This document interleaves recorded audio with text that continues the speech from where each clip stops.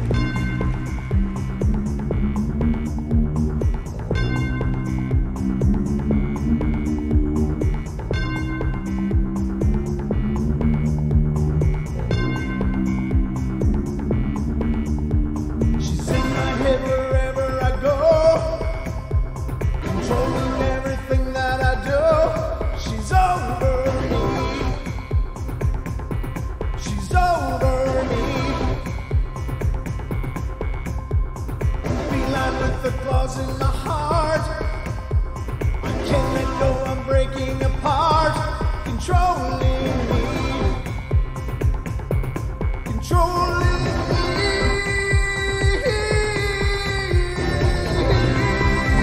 It's Tuesday night, ladies and gentlemen, and this is the Bedtime Stories from Beyond. Welcome to the show, and I hope you're having a wonderful Tuesday. Good start of the week. 2 days down, 3 to go. Hope it's going well for you. And tomorrow night, of course, Don and I will be back and do our Wednesday edition. And it should be fun. It's always fun. So anyway, I hope you're all set because it's time for bed.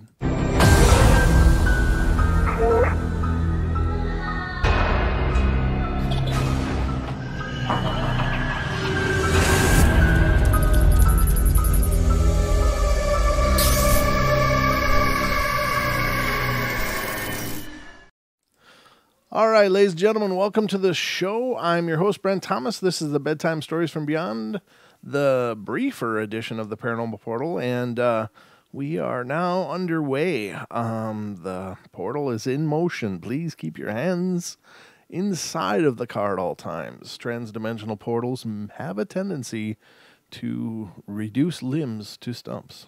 Just saying. So we are going here, ladies and gentlemen. Got some stories pulled up for you. Hope everything's wonderful. Hello to everybody in the chat. I see you guys have all come in. There's a bunches of you already. That's really very, very cool. I'm always very humbled by that. Even though I've seen it hundreds of times, it's just, I don't know, it's just exciting. It's like, they do love me. They really do. So thanks for loving me. I love the way you love me. So let's get to some of these stories, guys. And I hope, let's see. Ooh, this first one's really long. Really, really, really long. Oh my God. It's got photos too. So at the end, I will show the photos. Wow, this is like this first story is actually like a mini series more than a ghost story. But I know you've got time, so chances are I won't need to pull up any more. This is a big one. Let me look at the next one. No, the next one's short. The one after that's medium. The one after that is kind of short. And the last one that I pulled up is, it's going to be a lot of reading. So I guess I better get going. Let me wet the whistle here, and we'll get started. Hello from Brazil. Hello, Diogo. How you doing? Good to see you. It's really cool. That's the coolest thing for me, is that I've, through the power of this medium, internet broadcasting and doing a show and stuff, I've had the pleasure of meeting people from all over the world. I mean, we've got so many listeners in Australia, New Zealand. The UK is like our second biggest market for the Paranormal Portal after the US. But really cool, Brazil. I know there's a bunch of listeners up in Canada as well. and just here and there, it's just really neat. But when you think about that, the reach that an average person like myself has to touch the world and to reach out across the world and share whatever it is that I have to share. Sometimes it's just silliness, sometimes it's laughter, sometimes it's really scary, spooky stuff, sometimes it's just hopefully some advice that'll help you if you're dealing with something of your own. But that's just such a miracle of modern technology. And I take it or leave it. I mean, obviously we all love the internet because we're here. Now there's plenty of people that probably out there, not plenty, but there's some that will never touch it. They just think it's the evil or whatever. But if you think about it, and many people have thought about it, it's not an original thought to me, but for the first time in the history of our civilization, we can now share information instantly. We can share information across the globe. It's not an issue of geographical boundaries and borders. It's as long as there's a connection, you can learn. And I think that is so awesome. So anyway, just me pontificating as I do. All right, let's get started here because this is a big one. This one's coming out of Ohio. It says, all right. What? That's weird. Okay, are the haunting flashes of light from a vacant apartment wanting my attention?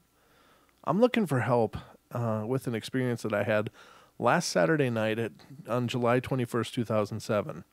I live in Northeast Ohio, and I've been searching the internet for similar experiences when I stumbled onto several sites. My experience deals with flashes of a dim bluish light, similar to what a plasma static lightning ball would produce, and flashes of a yellow or at times white light of varying brightness, shape, and position or location in the room. I was observing this from 11:30 p.m. till around 3 a.m. coming from a vacant apartment that sits facing mine. Not more than 50 feet from my patio door. I have a clear vision from here through the patio door and into the living room of this apartment. Plus the 2 bedrooms through their windows. It's vacant, so there aren't any blinds or curtains. And it's been vacant for about 2 weeks now, and this was the only time I'd seen anything like this happen over there or anywhere before this. And from what I've seen that night, it has terrified me to look in that direction now. I don't think that I ever want to see something like that again. I'm in a wheelchair and often sit with my sliding glass door open, right there, looking out over my patio, and here lately devising a way to catch a mole that's been wreaking havoc with my flowers. Yeah, he runs around late at night just as he does during the day. I hate that mole. This last Saturday, with a little time, with the time a little after 11:30 p.m., I noticed a yellow light about the size of a beach ball located just inside the patio door and off to the right corner of this vacant apartment. It only lasted about 2 seconds. So how strange is that? I thought. The apartment is totally empty and there's nothing there to produce that light. So I started watching the place, and I thought someone must have broken into the apartment and had a flashlight. But that didn't fit because this light had form to it. It seemed to appear spherical. Less than a minute later, the back bedroom of this apartment, I noticed a dim bluish light that appeared for a few seconds, low and just off the floor, around or just outside the bedroom door in the hallway, and you could see a portion of it through the bedroom window. This was a bluish light that couldn't have come from any flashlight, I thought. And just then was a flash of bright yellowish light out of the living room next to where the intercom and buzzer for the building's front door was. It was a narrow vertical flash about 3 or 4 feet in length and a few feet off the floor. Immediately after that was a flash of a dimmer light a foot or two to the right of the last one. And it was small and appeared round, but was too fast to get a good look at it. And at this point, all I was thinking was, what the hell's going on? I shut my patio door and went to sit in the recliner to think about what I had just seen. Should I call the police and have them check out that apartment? Just what would I say about the lights and how crazy are they going to think I am? I thought about having the maintenance man from the complex page to look things over, Maybe there's something wrong with the electrical fuse box in the apartment, causing electrical arcing and throwing sparks. And I tried thinking of any reasonable explanation for what I'd seen, and nothing really worked. So I didn't call anyone and decided to have another look. And back in my wheelchair, I opened the patio door. Sitting there, I wondered if there'd be any more lights. And just that fast, there was a flash in the living room. Over the next 10 to 15 minutes, there were a total of about 6 flashes that appeared in that room, and each would only last a second or two and vary in size, brightness, and location. The whole time I tried coming in with an explanation. The only thought I was left with was, once again, what the hell? I shut the door and returned to my recliner to watch some television, and I considered everything. I even questioned if this was all in my imagination. After about 20 minutes of this, I was left with only 2 possible explanations. One being that there was someone hiding in the hallway of this apartment with a flash or strobe light and a bag of tricks to reflect the light around the living room, or the place was haunted. Neither seemed reasonable to me, and I wanted to watch some more, but it was a bit chilly out this evening for being July, and it was around 58 degrees, and the shorts I was wearing weren't quite cutting it. So I changed into some jeans and returned to what was way more interesting than what was on TV. Sitting there, the lights continued to flash every minute or two, and I was trying to figure out how someone hiding in the hallway could be doing this. It seemed the most plausible explanation considering the other, and then a flash of light, bluish light, coming from the bedroom door hallway, as in the first series, caught my attention. I was thinking this guy had to have not only a strobe or flash unit, but also a plasma globe and some sorts to produce that soft bluish light. I'm now thinking, okay, this theory just isn't plausible. It's got to be M haunting the place. I don't know what M is. But just then was the brightest flash of light coming from the living room. A chill ran down my spine, through my body, and my neighbors could probably have heard me say right then, "What?" Well, you probably know what I said. The bright flash of light was the one located over by the intercom buzzer, and was a vertical shape. It will be this one that becomes the most active, along with the smaller flashes that appear just to the right of it. The bluish light that seems to come from the hallway just outside the bedroom door became more active, but by the time you noticed that light back there, it would be gone. A quick flash, or perhaps it would run out of sight up the hall, and then it would appear, and there wouldn't be any other flashes of light out in the living room area. During the 40, 45, or 50 minutes that I sat there in total amazement of all this, there might have been only a minute or two in between flashes or a series of lights, and it was during these breaks that I continuously started considering that this could be M haunting the apartment. Well, I don't understand what this initial M means. I might be missing something really obvious. I'm sorry if that's the case. But it almost seemed to me that each time I was thinking of M doing this, then the next flashes of light would be the vertical shape by the intercom, followed by the smaller one to its side, the intercom lights. At this time, I'm starting to be concerned that not only this was M and that she was wanting my attention, but she might be responding to my thoughts. I haven't had the time to realize how frightening a concept this was at the time, so I wanted to put it to the test. I started thinking over and over, if this is M causing these lights, and you can hear my thoughts, show me by lighting up the whole room with one big flash of light. All I've seen tonight were isolated flashes in one place or another, and if you can hear me, you light up that whole room. I just kept running through these thoughts through my mind for the next 3 or 4 minutes and then waited.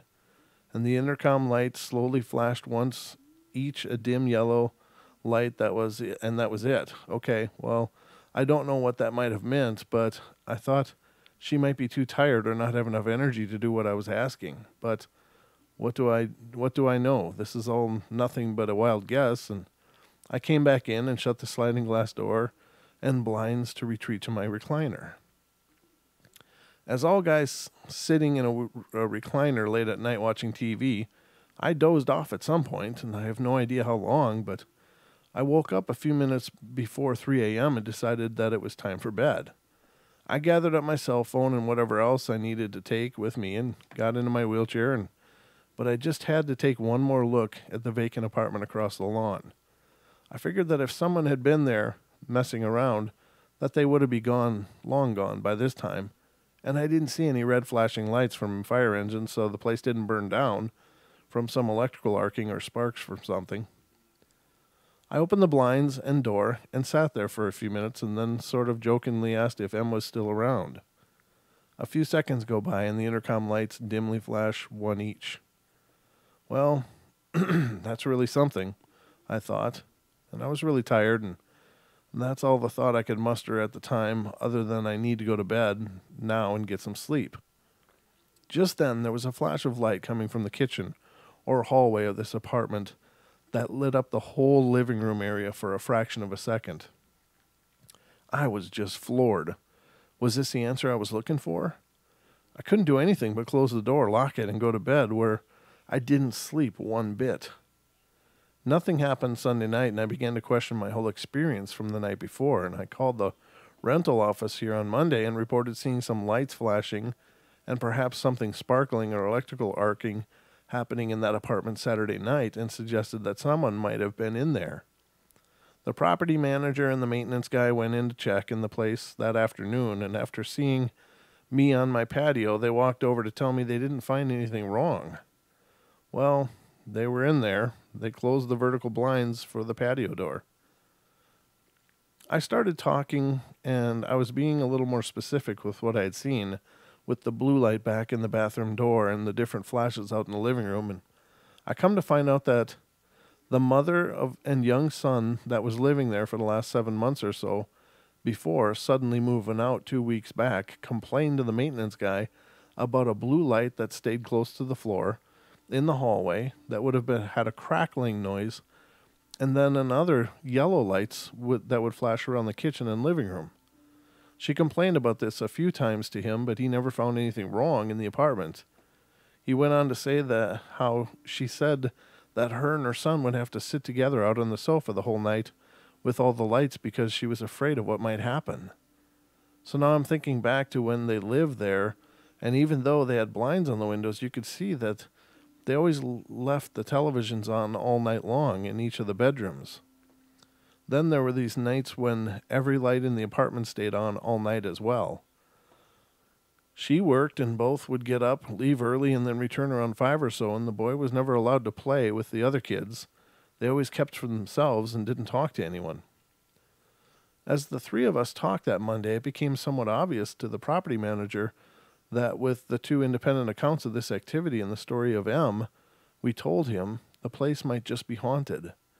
The manager was somewhat new to the property, and the maintenance guy doesn't believe in that stuff, even though, as the property manager pointed out to him, that there were now these 2 independent sources reporting the same activity. The manager asked me to keep my eyes open, and wouldn't it be great if you could record it next time? And I told him that they'd have to open the blinds back up from the patio door, and I'd see what happens. And I was told they'd open the blinds the next day. It all was painfully obvious to me what was going on here. Well, it was one of 2 things. Either the maintenance guy was lying about what the woman told him, and he was the one in the apartment that night with the lights and bag of tricks, or it really was M haunting the place. I guess that I should tell you about M now. Thanks, yeah. Just a little late, but okay. She was living in that apartment this time last year and was a resident for several years prior. I knew her, and we weren't what you would call close friends, but we would sit on the patio and talk once in a while and always waved hello. Sometime in August of last year, she fell from a ladder or down some steps and broke her ankle, and 2 days after that, she collapsed in the hallway of her apartment and died there. Her body wasn't discovered for 6 days after that. She was no more than 42 years old at the time, and she died of a blood clot or internal bleeding resulting from the fall, from what we heard. The blinds weren't opened up in that apartment until Thursday afternoon, and As I finish typing this, it's Saturday afternoon, 1 week later. To be honest, I haven't looked towards that apartment all week, and I'm afraid that it's her and she's trying to get my attention. I think she's confused about what happened and hasn't moved on to wherever one needs to go when you die. The thing that's most disturbing to me is that she might hear my thoughts. I'm totally freaked out about that possibility. I'm not looking forward to seeing it again, but I need to find out what the hell is going on. Maybe tonight. And there's more notes in here. So he said, I watched the vacant apartment with my video camera for 5 nights, but the flashing lights never reoccurred. The night before the apartment was to be reoccupied, I went over to the patio door of the apartment with my camera and took some pictures of the location that I had seen the lights in. I didn't see anything while I was there doing this, but something appears in the photos, and there's serious glare from the flash reflecting off the glass door, but you can still see these things. I don't know. Let me see. Well, that's a little bizarre. Okay, let me read through these, and then I'll put the pictures up for you guys to see. It says, he says, when I zoomed in these swirls, you can see a group of 3 lights swirling around in one bunch, and another individual swirl of light above the group, and yet another individual swirl to the right of the group. What is this? Now, the next ones are the kitchen. The next photo was to the left side of the living room area. In my story, I referred to a single flash of light that illuminated the whole living room that seemed to come from the kitchen hallway area. This photo is that area. Remember, M died in the hallway, and again, you have to ignore the glare from the flash and the reflection of some windows from the building and the glass, and if you look just above where the reflection of the windows, there's something else in the room. I took and enlarged this one too. So I'm going to put these up for you guys, and we'll see what you guys think. Hold on. It's the multimedia portal experience. What the hell is that? That's strange. Why are those weird? Okay, I'm confused. There we go. Okay. I was confused. Okay, so this is... Let's see, let me get this camera going so you guys can see what I'm seeing. All right, so this is the view from his patio, I guess, over to her patio.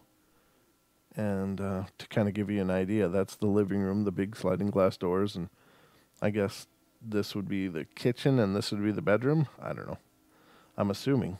But here he is over there, and he shot the picture. Here's the lens flash. The intercom is on the wall back here, and you can see these strange, I don't know, wisps of light, I guess.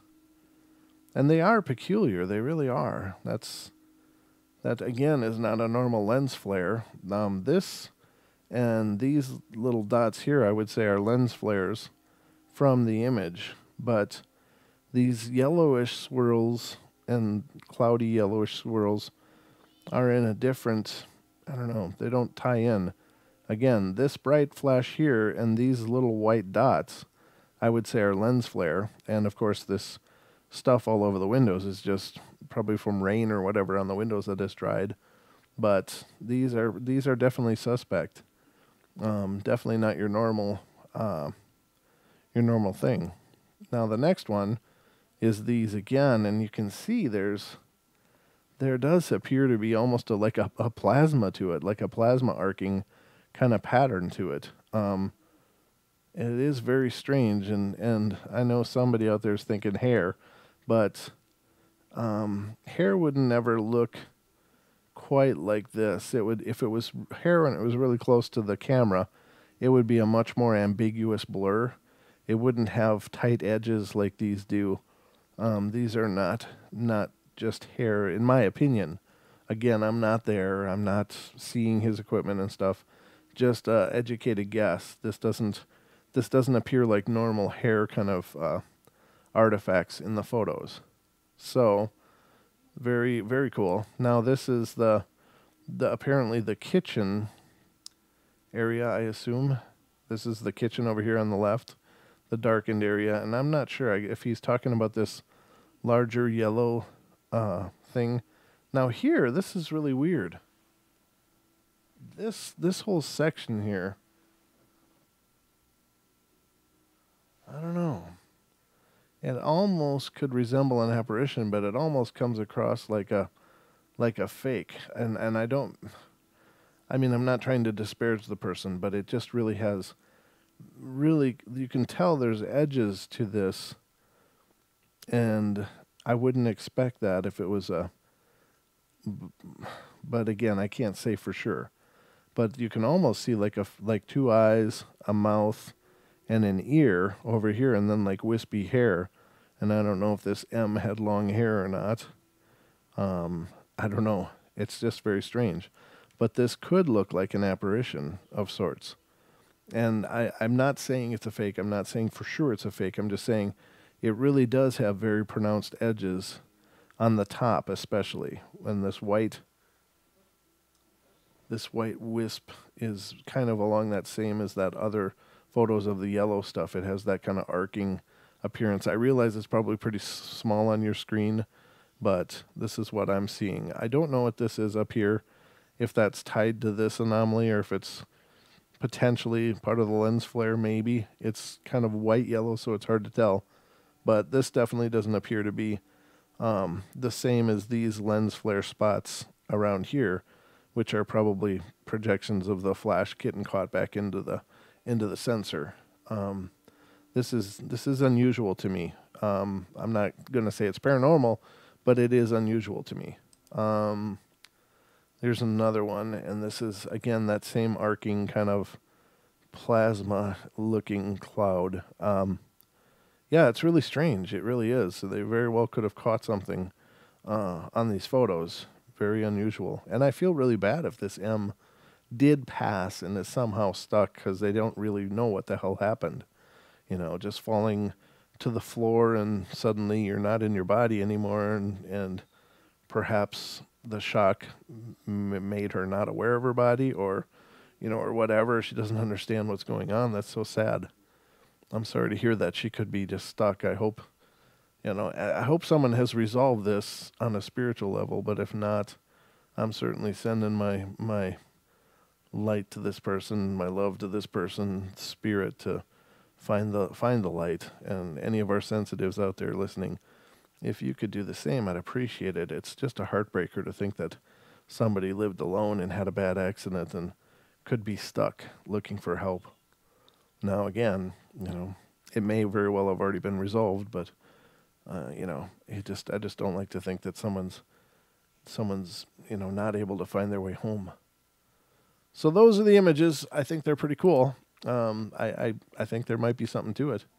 Definitely. Hey, I never lit my candle, did I? Hope you can see me okay. All right. Let's get rid of that one. So that was a really long one, but I think it was a really good story. I really do. I like that one. So the next one is... Oh, there's D. Okay, thank you, D. I appreciate that. And I'm not sure if Deb's in here too, but the two of you, between the two of you, I'm sure you can do it.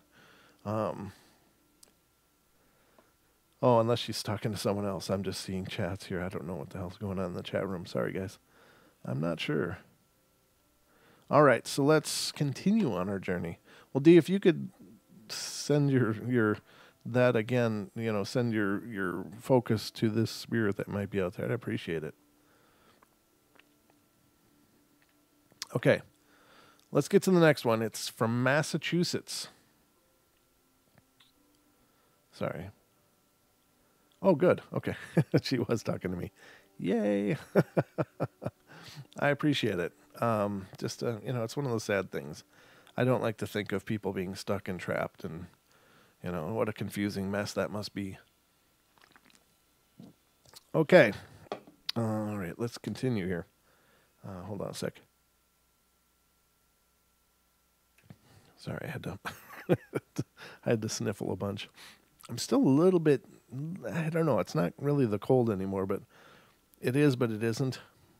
I don't know if it's the tail end of this or what, but I'm still clearing out, I guess. Okay. From Massachusetts, ladies and gentlemen, and this one has to do with Ouija boards, of course. Now, I don't feel like I need to go into details about the Ouija board and my reflections on them, but if you watch the show, you're probably well aware of it. If you check out any of the archives on YouTube, we've done the Ouija board several times, and you'll see that, I've shared my feelings on that. Again, it's not an evil thing in and of itself, but evil things may look for people using Ouija boards because they are, again, a blind channel. So, Massachusetts. When I was younger, I used to live in a different country, and I moved to the U.S. and to live with my father. And when I was 5, my sister and I were instantly pulled into the world of supernatural, and certainly were what you would call obsessed. When I look back on it now, I can trace our obsession to the constant drool of ghost stories coming out of my uncle's mouth at that time rather. Our grandpa was also very intent on scaring us to death. Naturally, we honored what they told us. After a while, we tired of ghost stories and convinced ourselves that there was a presence in our rented apartment. Of course, there was nothing there at the time. We grew obsessed with trying to talk to this spirit and tried all forms of communication with this thing, and we set up sticky notes with questions about the ghosts, and we even attempted a seance at one time or another, and we used our mom's tape recorder to try to capture any sounds in our room, and nothing at all came out of these tests. After a while, we got tired of ghost hunting, and as children, focused on other things in our lives. During the last few months that I lived in that apartment, my parents bought a house, and so we were moving. Strange things started happening, and I can't quite place what was happening, but during those months, I slept a lot less, ate less, and experienced nightmares like I never would have imagined.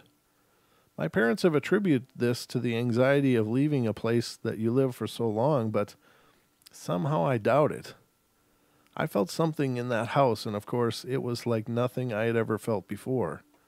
My cat acted strange also, and so I know that it was something slightly more worrisome than moving anxiety.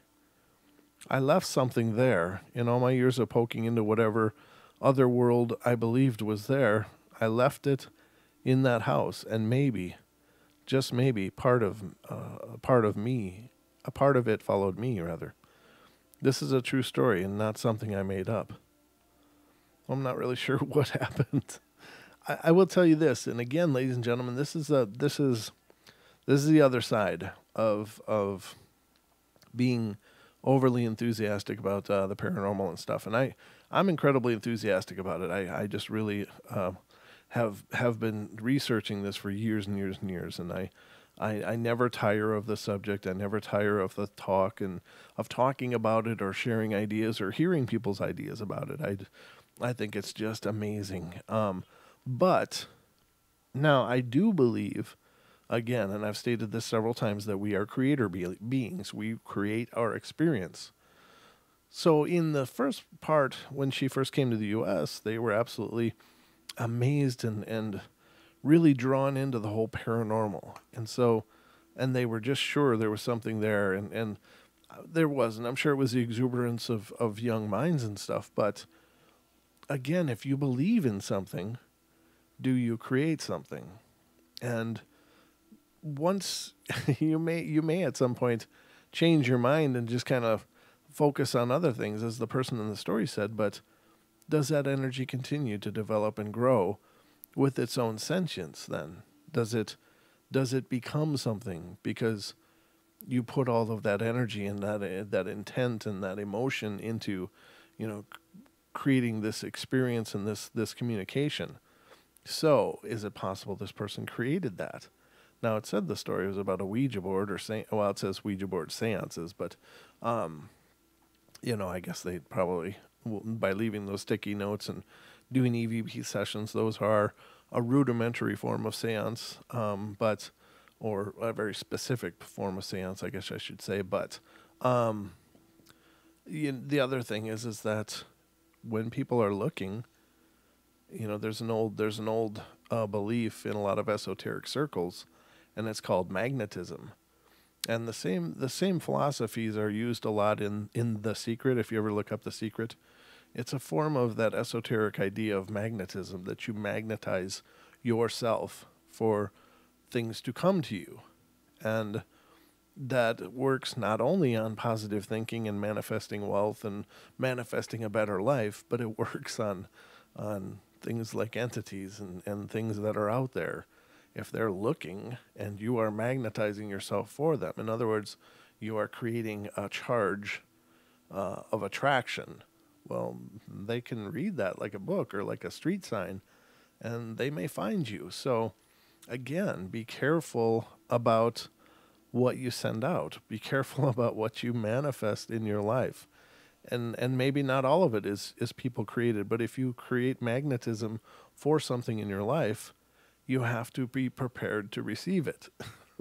So this person was magnetized over a period of years for this paranormal, and boom, suddenly they're having paranormal experiences. Well, perhaps there was nothing in the first area to find them, but when they moved again, that magnetism was still there. And so something will find you, and that's why I always say don't challenge the universe, because the universe will answer. Don't don't taunt, don't talk about how big and amazing you are, because the universe is going to make sure that you're humbled. I mean, it's just the way it works. So when you magnetize yourself for something, you are going to receive it. So that's it's kind of we all do it whether we know it or not. I mean, it's not something that you really have to try hard for. You're magnetizing yourself. If you are in a really down period, you are magnetizing yourself to a lot of poor things to happen to you. If you are dealing with depression, you are going to magnetize that grief and draw more grief to you. Therefore, I really believe that people can create their happiness in the same way. Anthropology. Anthropology. Huh. Okay, anthropology came through on the ghost box. I anthropomorphic, perhaps. I don't know how that ties in, but thanks for weighing in. But we can create our lives, and part of that is due to magnetism. The charge you send out is what the universe will send back. So, however that works, it's not it's not like true magnets where it's opposite charges. It's truly you resonate yourself to a charge, and that's what the universe will send. So if you're positive, the universe isn't going to send you negative, like a magnet.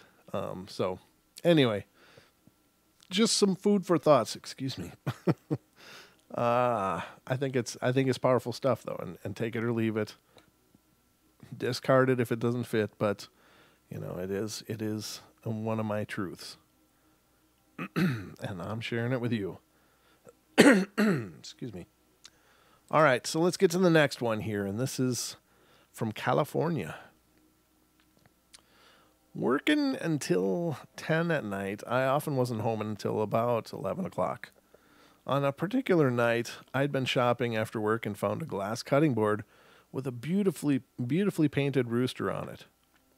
Just my neighbor Patty's style, and I wanted her to be surprised in the morning to find it on her porch. And we lived in Orangevale, California, and it was a country town outside of Sacramento, and there were no porch lights between my home and hers.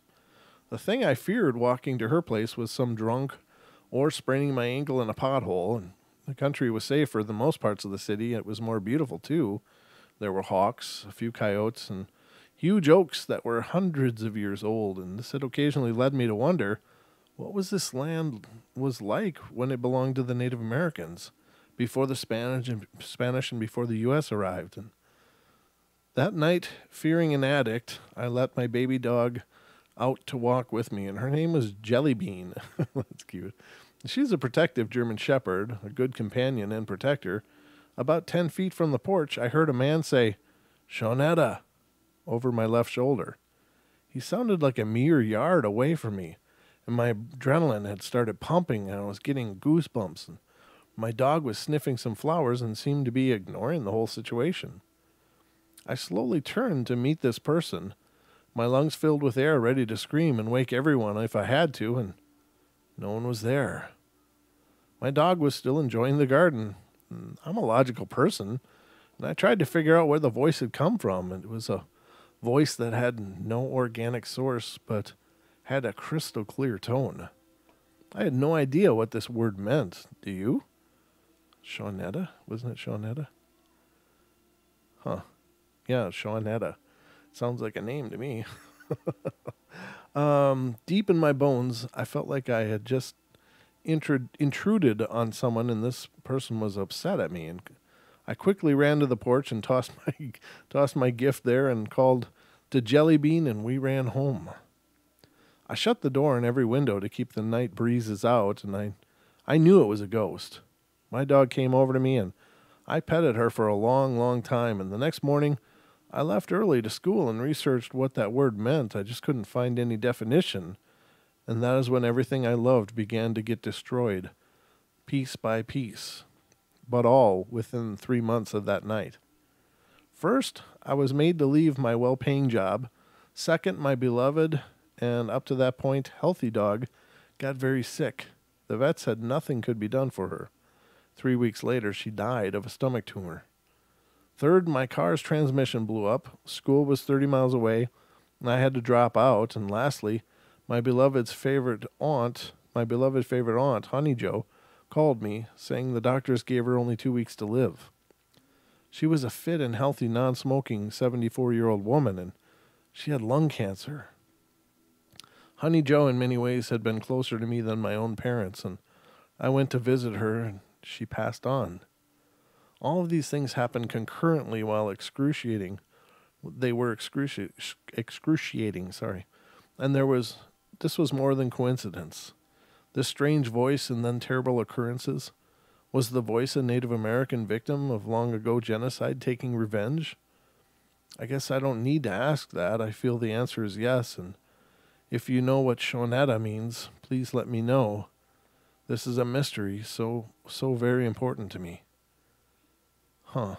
Yeah, and again, this story's from 2007, so I don't know if this person ever got their answers, but I see that some people... I'm just reading what some of this... Oh, it says... Somebody says Shawnee comes from the Algonquin word Shawanagi, meaning southerner. And however, this referred to the original location in the Ohio Valley relative to the other Great Lakes Algonquin rather than a homeland in the American Southwest. Shawnee usually preferred to call themselves Shawano, sometimes given as Shawanoi or Shawanese, and South Carolina colonists knew them as the Savannah or the Savannuka. Other names, blah, blah, blah. So, but that's a different region entirely. What I know of something close to Shawnetta is Shawnee. Okay, another person saying Shawnee. I don't know. It doesn't look like anybody had any words or any ideas. Yeah, someone else says it's a name. That's what came to me, but it sounds like a name. Anyway, I hope that person has had things come together for them. That's horribly tragic. And now, do I think that they're all interrelated? Not necessarily. I know it's easy to tie those two together, and I can understand the desire to do that, but sometimes life just goes to hell, and it's not hard to understand, but I guess in my heart of hearts, I believe it's all to bring us to a place of understanding that we may need. We may be just in a period of transition, and all of those things correlated. Maybe the fact that this person was in a period of transition when their life was going to change is why they heard the word in the first place. I don't believe it was actually an audible word. I think it was probably something more telepathic, and that's why there was no reaction from the dog. But, I don't know. I do know that there are negative things out there that can attack pets and have attacked pets and will attack many parts of a person's life. And that actually does sound more demonic in many ways, but I'm always hesitant to use that word because I think it's so overused anyway. But there are times when there are truly demonic presences, and as I've said, and as many people have said, a truly demonic presence wants your world to burn. They just want everything about you to be destroyed. They just want to destroy you. And so could it be? Yeah, it could. I hope for this person's sake that wasn't the case. But again, this is just a snapshot into their world. This is just a little quick, micro picture of their experience. And to draw any real conclusions from it is really tough. But my heart goes out to that person for sure. All right, the next one comes from Illinois.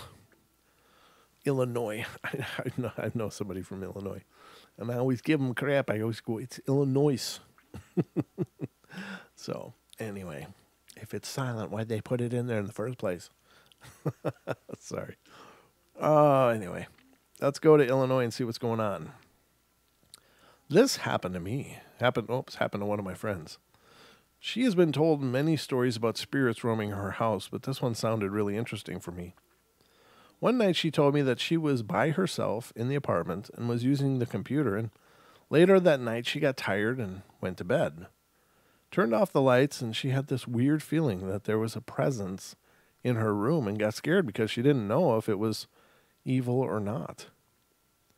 She went under her covers and she stayed there. See, the covers are the true barrier against the paranormal, ladies and gentlemen. Excuse me. Let's see. She heard someone in the kitchen. Her room was right next to the kitchen, and she knew it wasn't her parents because they were out. She knew that it was something else. She heard it walking, and it stopped. The spirit was in her room. She could feel it, but was it evil? She was still under the covers, but for some reason she remembered what I had told her, and I said, I know this is easy to say, but hard to do, but you have to be brave when something happens like that. Don't let it scare you. You're the boss. Tell it that you want it to leave. Sometimes they don't know if they're scaring you, and if you're a boss, face them. It's the right thing to do, and I know it would be hard to do if I was under the same situation, but I'd still try. So she told herself, I'm going to do this. I can do this. And she took the cover off her face and noticed that her room was empty. Nobody was there except her. But she can still feel the presence. And she said, if somebody's here, move the plastic bag that's right next to me. But it didn't. And she knew that the spirit was right there. She talked to it, but it never responded. She got really scared and went to her parents' room. And the next morning, she told her mom that something was in there and didn't leave her alone. So they did some investigating and went downstairs and told the owners of the house asked the owners of the house, it says told the owners of the house, if someone passed away upstairs, and they said yes. Her name was Rosa. She didn't speak any English, only Spanish. And this is the reason why Rosa didn't cooperate with my friend, because she didn't understand what my friend was saying. So at night, my friend went to sleep, but woke up suddenly knowing that Rosa was in her room, and she finally told her in Spanish, if you're Rosa, move that bag. She obeyed her, and it moved, and my friend got really scared because it was her first time to see a spirit obeying her and moving things, and she said, why are you here? You passed away. Please leave me alone because you're scaring me. You don't belong here. The next morning, my friend's room was blessed, and Rosa never bothered her again.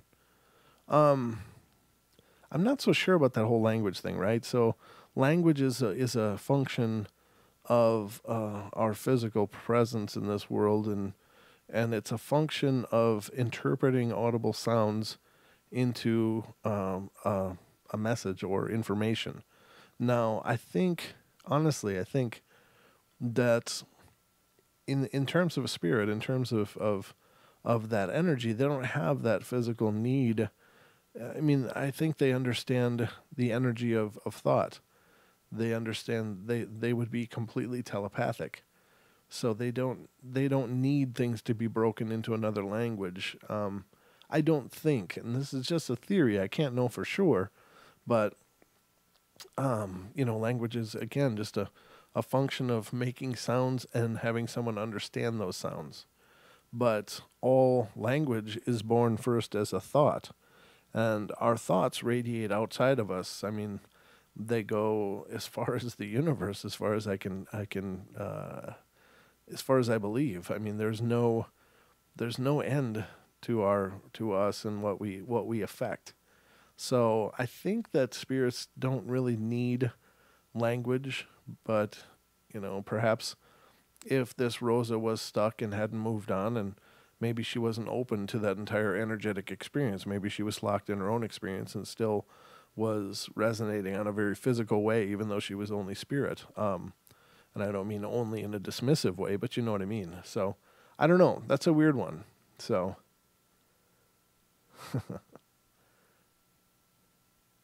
all right.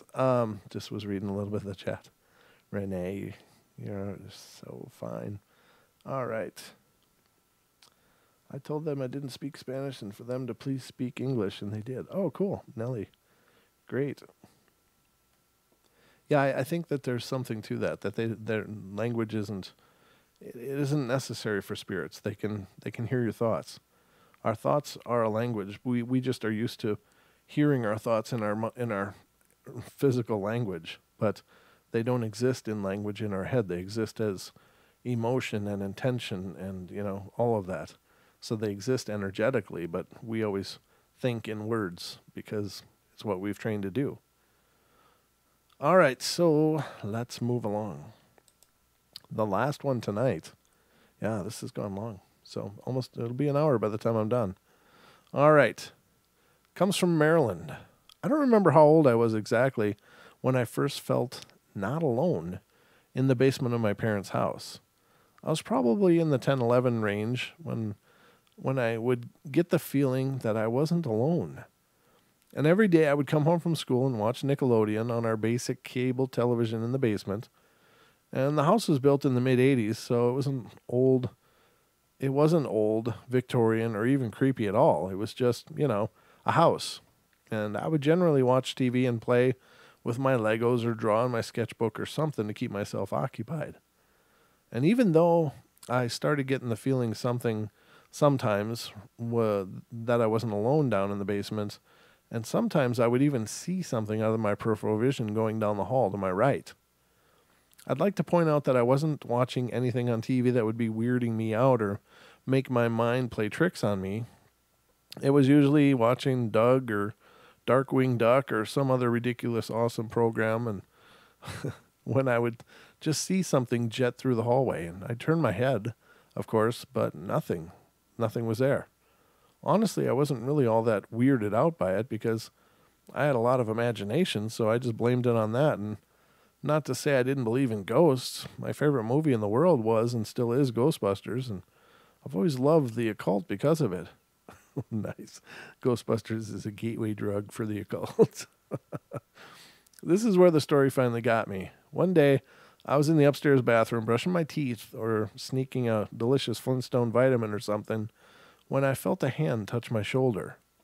I looked up in the mirror because I was facing that direction, and I saw a figure behind me. Looked like a guy, but I wasn't checking for chest hair, so I could be wrong. And naturally, I fled from the scene, uttering obscenities at the world as I burst out the front door and into the road outside. I don't remember how long I stayed there outside before I finally went spelunking back into my home, but I would venture a guess that it was a while.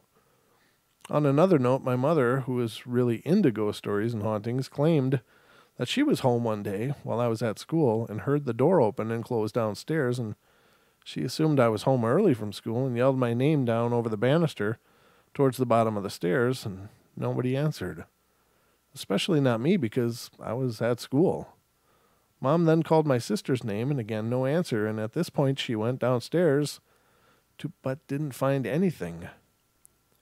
No matter what happened there, Mom believes that a ghost was up to shenanigans in our house. Because we're adventurous and maybe mildly stupid, Mom and I decided to take the ghost thing kind of seriously and looked into the housing development's history, and we found two things. The housing development was more or less brand new, and the development was built over an old farmland, and as it turns out, about 2 courts away, there used to be a cemetery for the farmer's family. Our neighbors and friends lived in that court and also claimed they'd hear the basement rocking chair in their homes make noises in the night. Well, that's all I got. It's true, and it happened back when I was a kid. I'm 26 years old now, and It wasn't evil or anything, just an experience or two. Love and peace and bacon grease. I like this guy. He's pretty humorous. He's got a good spirit. There you got. That's that's the thing. I don't like him operating doors though. I don't like things opening doors. That to me feels like, and it's probably just an auditory hallucination that they induce, but still, it's creepy. You don't want to think that something can open and close your doors at will. I mean, that's just rotten. So anyway, that's going to wrap up our show for tonight. Thank you guys so much for being here and being a part of every episode. You guys are nothing but amazing to me, and I love you all so much. You are truly incredible people, and I am honored that you tune in every time to hear what I got to say. But take care of each other. Be good, be kind, be nice. Help each other out. Find the magic in every day, and try to have some laughter every day. And I'll be back tomorrow night with Don, and we'll be going through our Wednesday edition of the Portal. 2 hours tomorrow night here on YouTube. And on Saturday, we're going to have Kevin Lang here on the Portal, and he is the gentleman who was talking about his experiences with Glag, the juvenile Bigfoot that he befriended as a young teen himself. So we're going to get back into that and so much more here on the Portal. And I'm working on putting together the Investigator Roundtable episode that I've been talking about forever. So we're trying to formulate when that's going to be, but there's 3 schedules involved, and so it's going to take a little bit of juggling. But as soon as we get that ironed out, I'll be happy to let you guys know as well. If you want to keep up with what's going on with the show, especially if, for some reason I'm going to have to cancel a show, I'm always going to post it on Facebook. So make sure that you're following us on Facebook, facebook.com/Paranormal Portal Radio, and make sure that you're subscribed and you like the episodes.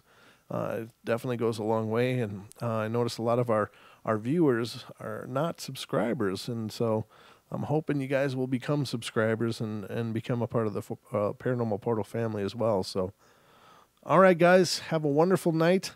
And take care. Tomorrow's Hump Day, and Donna and I will be here waiting for you on Hump Day's Eve. So everybody take care and sweet dreams.